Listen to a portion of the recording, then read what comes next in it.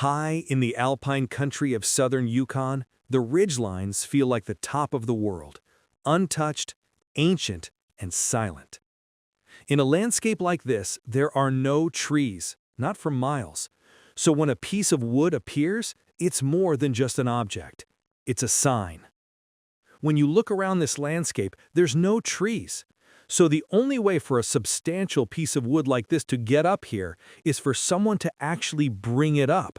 So when we see wood, we automatically know it's an artifact.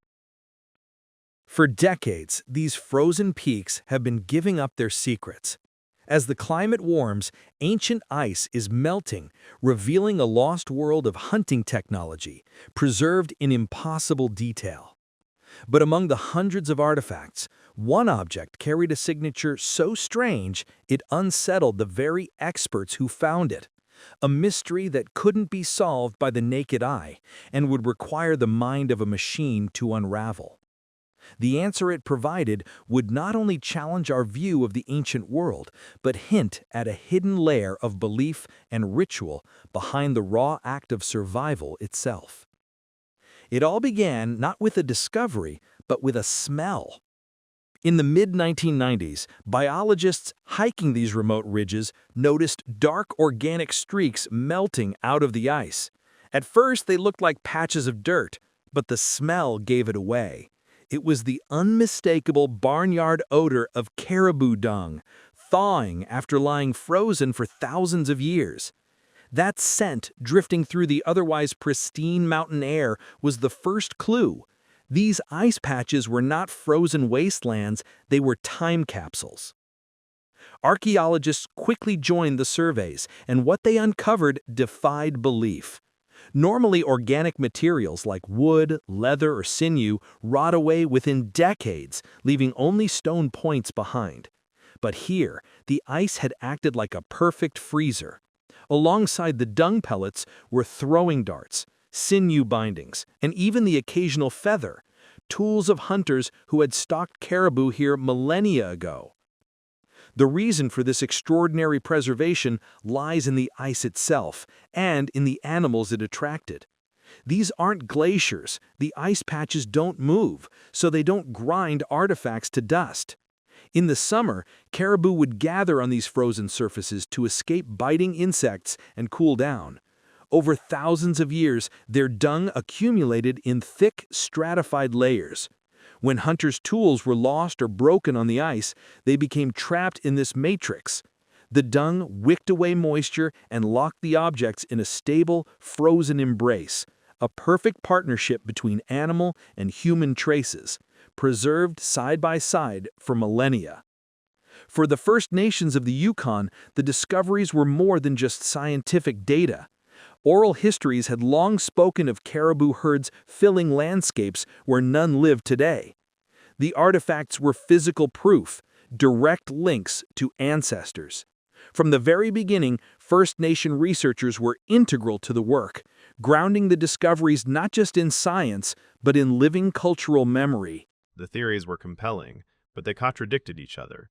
Was it practical? Perhaps castoreum was mixed with resin to create a superior waterproof adhesive, tougher in wet alpine conditions. Or maybe it served as a scent mask, its strong odor confusing the keen nose of caribou during a close approach.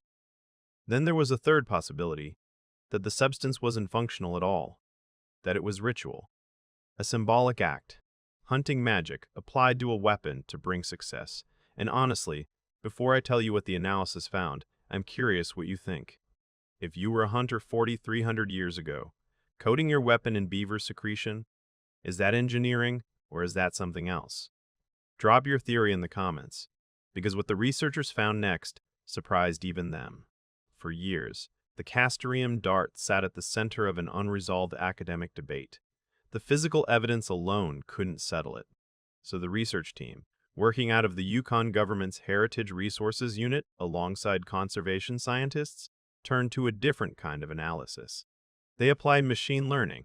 Researchers fed the chemical profile of the castoreum residue into a classification system trained on a comparative dataset of natural adhesives, resins, and organic compounds. The algorithm's job was straightforward: find the pattern. determine what category this substance most closely matched. The results were striking. The system did not classify the castoreum mixture as a simple adhesive. Its chemical signature diverged significantly from known functional binding agents in the dataset. Instead, the profile aligned more closely with complex, multi-ingredient preparations, the kind that appear in ethnographic records not as glues, but in ceremonial or medicinal contexts. Now, an important caveat: machine learning identifies patterns, it doesn't deliver proof. The algorithm didn't declare with certainty that this was a ritual object. What it did was show that the castoreum preparation was deliberate, that it was chemically distinct from utilitarian adhesives, and that its closest analogs were substances with known symbolic uses. That's not a verdict. It's a strong signal, and it's one that pointed in a direction many Western archaeologists hadn't fully considered. The implication challenged a deeply held assumption, the idea that ancient hunters were purely pragmatic figures, concerned only with function and survival.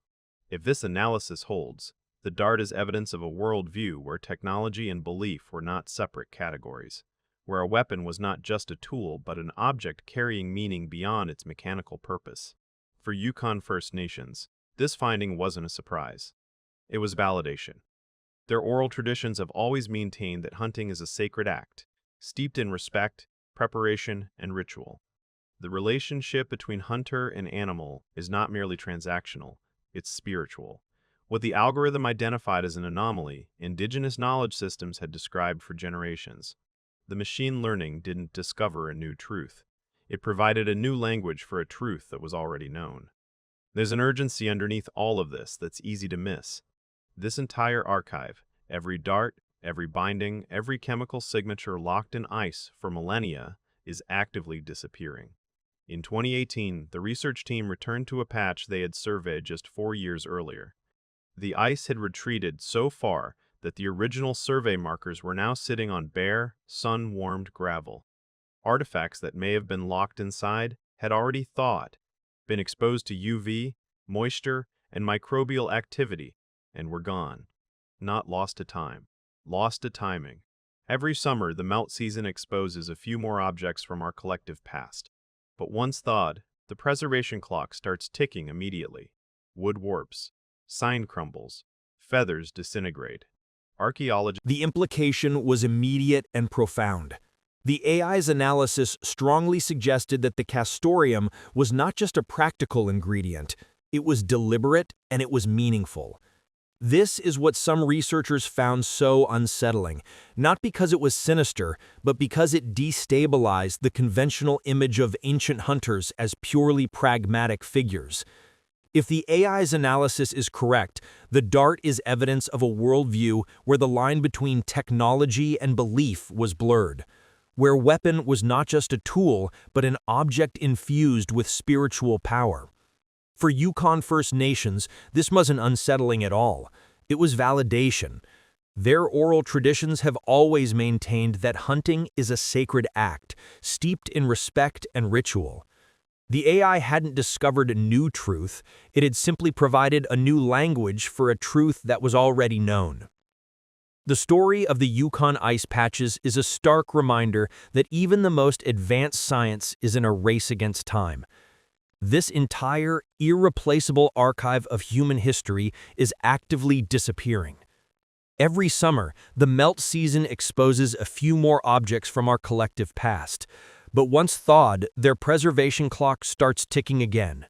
Wood warps, sinew crumbles, and feathers turn to dust.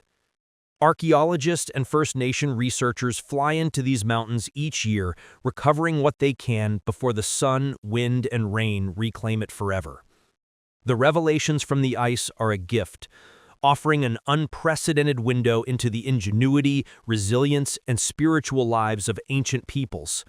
But they are also a warning. These frozen time capsules are vulnerable, a library of ice with its pages dissolving in the warming air. We are left with both the thrill of discovery and the sobering question, how many more secrets will melt away into silence before we can hear their story?